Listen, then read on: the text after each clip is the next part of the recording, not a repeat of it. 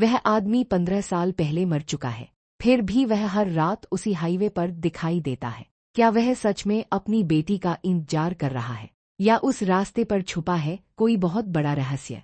आज की यह कहानी है सुनसान हाईवे के खौफनाक दूध वाले की, जिसे सुनकर शायद आप रात में अकेले सड़क पर जाने से डर जाए। उस रात आसमान में बादल थे और चांद बार बार बादलों के पीछे छिप रहा था। सुनसान हाईवे पर ठंडी हवा चल रही थी और सड़क के दोनों तरफ दूर दूर तक खेत फैले हुए थे। यह रास्ता शहर को पुराने गांवों से जोड़ता था और रात के बाद यहाँ बहुत कम गाड़ियां गुजरती थी। लोग अक्सर कहते थे कि इस रास्ते पर करीब 2 किलोमीटर आगे जाते ही अचानक उसने फिर उसी दूधवाले को सड़क के किनारे साइकिल चलाते हुए देखा। इस बार अमित के शरीर में सिहरन दौड़ गई, क्योंकि वह उसे अभी पीछे छोड़ चुका था। उसने कार धीमी की और खिड़की खोलकर पूछा, बाबा इतनी रात को कहाँ जा रहे हो? बूढ़े आदमी ने धीरे धीरे साइकिल रोकी और उसकी तरफ देखा। उसकी आंखें अजीब थीं, जैसे उनमें कोई चमक ही नहीं थी। वह धीमी आवाज में बोला, दूध देने? अमित ने पूछा, किसे? बूढ़ा आदमी हल्की सी मुस्कान के साथ बोला, उन्हें जो अभी भी इंतजार कर रहे हैं। यह सुनकर अमित को अजीब सा डर लगा।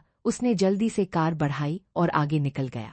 कुछ दूरी पर उसे एक छोटा सा ढाबा दिखाई दिया जहां एक पीली लाइट जल रही थी। अमित ने कार रोकी और अंदर जाकर चाय मंगाई। ढाबे पर बैठा बूढ़ा मालिक शांत नजरों से उसे देख रहा था। अमित ने उससे पूछा, अभी रास्ते में एक दूधवाला मिला क्या? वह रोज यहाँ से जाता है? बूढ़े ढाबे वाले का चेहरा अचानक गंभीर हो गया। उसने पूछा, क्या उसकी साइकिल के दोनों तरफ दूध के डिब्बे थे? अमित ने कहा, हाँ। बूढ़ा आदमी कुछ देर चुप रहा और फिर बोला, तो तुमने रामलाल को देखा है? अमित ने हैरानी से पूछा, कौन रामलाल? ढाबे वाला बोला, दूधवाला जो 15 साल पहले इसी हाईवे पर मर गया था। अमित के हाथ से चाय का कप लगभग गिर गया। बूढ़े ने बताया कि रामलाल बहुत गरीब लेकिन बहुत ईमानदार आदमी था।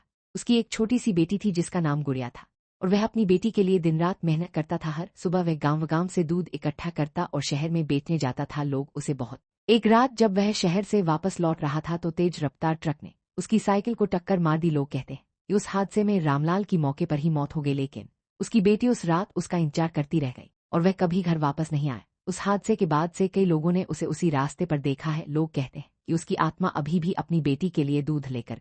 अमित को यह कहानी सुनकर बहुत दुख हुआ। उसने सोचा शायद यह सब सिर्फ लोगों की कल्पना हो। उसने पैसे दिए और कार में बैठ गया, लेकिन जैसे ही वह आगे बढ़ा कुछ ही दूरी पर फिर वही दूधवाला दिखाई दिया। इस बार वह सड़क के बीच खड़ा था। अमित ने कार रोक दी। बूढ़ा आदमी धीरे धीरे उसकी तरफ देखने लगा।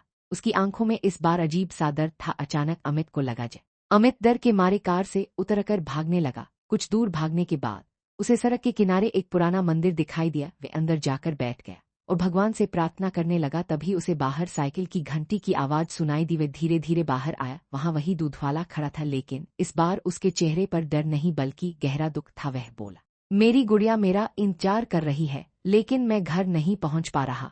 अमित का दिल पसीज गया। उसने धीरे से पूछा, तुम्हारा घर कहाँ है? रामलाल ने दूर अंधेरे में एक पुराने रास्ते की तरफ इशारा किया। अमित ने साहस करके उसे कार में बैठाया और उस रास्ते पर चल पड़ा। थोड़ी देर बाद वे एक छोटे से टूटे हुए घर के सामने पहुंचे। वहां एक पुरानी तस्वीर लगी थी जिसमें एक छोटी लड़की और रामलाल साथ खड़े थे। अमित को समझ आया कि यह वही घर है जहां उसकी बेटी रहती थी। तभी अचानक हवा तेज चलने लगी। धन्यवाद, आज मेरी गुड़िया को पता चल जाएगा कि उसका बाप उसे छोड़कर नहीं गया था।